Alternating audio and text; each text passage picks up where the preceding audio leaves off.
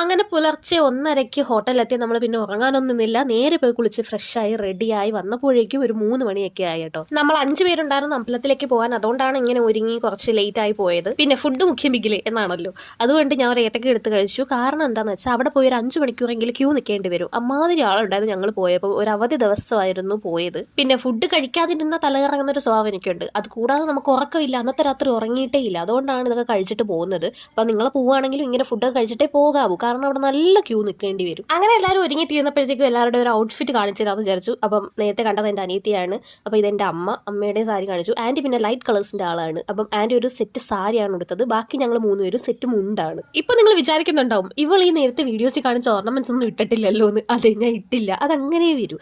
ഞാൻ ഈ get ready with എടുക്കുമ്പോഴത്തേക്കും ഞാൻ ഇടേണ്ട സാധനമൊക്കെ കാണിച്ചു തരും. പക്ഷേ റെഡിയായി കഴിയുമ്പോൾ ചിലപ്പോൾ എനിക്കത് ചേരണമെന്നില്ല. അപ്പോഴും ഞാൻ അതെടുത്ത് മാറ്റും. ഇപ്പം ഞാൻ സിമ്പിളായിട്ടൊരു മാലയും ഒരു പഴയ ജുംക്കയാണ് ഇട്ടേക്കുന്നത്. ഞാൻ പുതിയ ഒരു സാധനവും ഇട്ടിട്ടില്ല. നമ്മൾ അങ്ങനെ ഒരു 3:30 ആയപ്പോഴത്തേക്കും അമ്പലത്തിലോട്ട് പോകാൻ ഇറങ്ങി. നമുക്ക് നല്ല അടുത്താണ് കേട്ടോ അമ്പലം. നമ്മുടെ പടിഞ്ഞാറേ നടയുടെ ബാക്കിലുള്ളൊരു ഹോട്ടലിലാണ് നമ്മൾ സ്റ്റേ ചെയ്തത്. അതുകൊണ്ട് നടന്നു പോയാൽ മതി. ആ പോകുന്ന വഴിക്ക് തന്നെ ഇങ്ങനെ പൂവൊക്കെ വെക്കുന്നുണ്ടായിരുന്നു. അപ്പോൾ പൂ മേടിക്കാതെ എങ്ങനെ അമ്പലത്തിൽ പോകുന്നത്? തലയിൽ കുറച്ച് പൂവും കൂടെ വെച്ചാലേ നമുക്കൊരു മലയാള തനിമ കിട്ടത്തുള്ളൂ. അങ്ങനെ അവിടെ എത്തിയപ്പോൾ എൻ്റെ അനിയത്തേക്ക് ഇതേ അരളിപ്പൂവും തുളസിയും വെക്കണമെന്ന് പറഞ്ഞു. അവൾക്ക് നീല ആയതുകൊണ്ട് അവൾക്ക് അത് നല്ലോണം ചേരുമെന്ന് പറഞ്ഞു. എനിക്കും അത് വാങ്ങിക്കാനായിരുന്നു ആഗ്രഹം. പക്ഷെ അവൾ പറഞ്ഞു എൻ്റെ ഒരു കളർ കോമ്പിനേഷൻ അത് ചേരത്തില്ല, പിച്ചിപ്പൂ മേടിച്ച് വെക്കാൻ പറഞ്ഞു.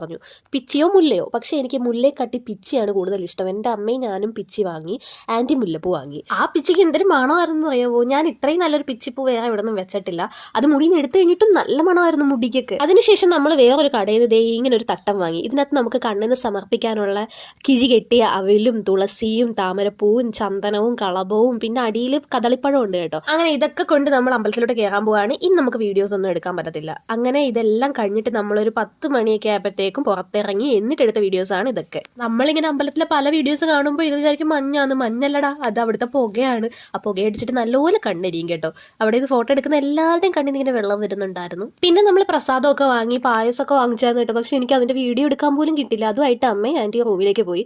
ആ സമയം കൊണ്ട് നമ്മൾ 3 പേരും അവിടെ എല്ലാം ഒന്ന് ചുറ്റി കറങ്ങി കാണാമെന്ന് വിചാരിച്ചു. അങ്ങനെ ഫ്രണ്ടിലൊക്കെ പോയി എല്ലാം കണ്ടു. പക്ഷെ ഒരു സാധനവും വാങ്ങിക്കാൻ പറ്റിയില്ല. അതിന് പറ്റിയൊരവസ്ഥയിലല്ലായിരുന്നു. കാരണം എന്താണെന്ന് വെച്ചാൽ 5 മണിക്കൂർ ക്യൂ നിന്ന് എൻ്റെ കാലൊക്കെ പന്ത് പോലെ ആയിപ്പോയി. എൻ്റെ ജീവിതത്തിൽ ഇതുവരെ ഇങ്ങനെ എനിക്ക് സംഭവിച്ചിട്ടില്ല. ഞാൻ നല്ല പേടിച്ചു. പക്ഷെ അതങ്ങ് ഗ്രാജുവലി അങ്ങ് കുറഞ്ഞു കേട്ടോ.